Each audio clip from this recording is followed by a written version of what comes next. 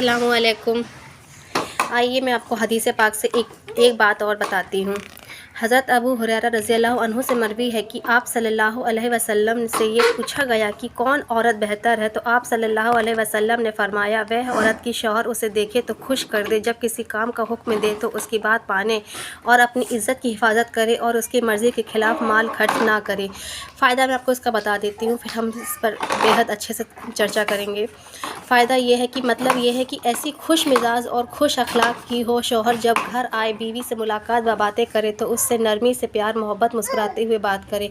अगर परेशान रंजीदा भी आए तो उसे हुस्न बर्ताव व हुस्न अखलाक से खुश कर दे, ना कि ऐसा हो कि मुंह बनाकर बैठे, आए उसे दुनिया भर की परेशानियां बता दे, उससे बुरे अखलाक से बात करे, बुरा बर्ताव करे।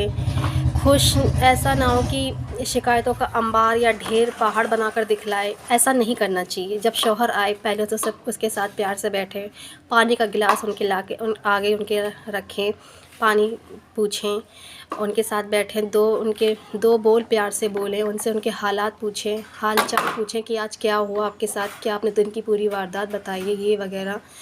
देखिए ये सब बहुत बड़ी बात है शौहर के लिए। जब ये शौहर अपनी बीवी का ऐसा बर्ताव देखता है तो वो बेहद बेहद खुश होता है कि मेरी बीवी को हमारी इतनी परवाह है। फिर उसके बाद आते ही चिंगारी आग बनाकर पेश ना करे, राई का दाने जैसा पहाड़ ना बनाए, मुबालगा, आराई, झूठ और बदगुमानी की बुनियाद पर इधर उधर की बात ना करे कि तुम्हारी माँ ने ऐसा किया, ऐसा कहा, वैसा कहा, बहन ने ऐसा किया, भाई ने ये मामला किया, भांजा ने इस तरह जुल्म किया। औरत की मीठी चाल से शौहर मुतासिर हो जाता है और माँ बहन के मुखालिफ होकर लड़ाई और झगड़े का एक लंबा सिलसिला कायम कर देता है। यह औरत शौहर को खुश करने वाली बात नहीं होती, इसे जहन्नम और डालने वाली।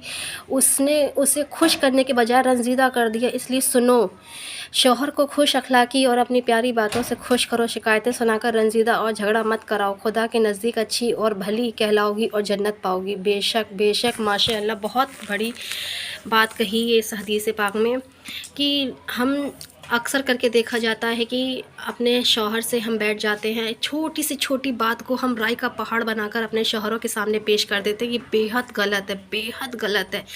प्लीज़ ऐसा ना करें। मैं तो इतना ही कहूँगी कि जितना हम अपने शौहर से मोहब्बत करते हैं उतना ही शौहर से अपने के घर वालों से मोहब्बत करिए।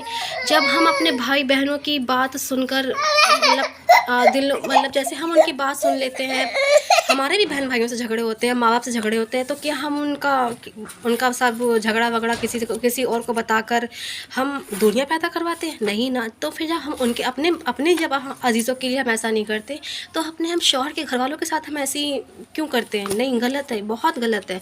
तो मेरा तो आप सबसे यही कहना है कि जितना हो सके आप अपने शौहर के घर वालों को अपना समझिए, क्योंकि यही आपका असली घर है। यही इनको अगर आप अपना मानकर चलेंगे तो बेशक इनसे आप वही इज़्ज़त और अखलाक पाएंगी, वही मोहब्बत पाएंगी जो एक अपनी वो सगी बेटियों को देते हैं।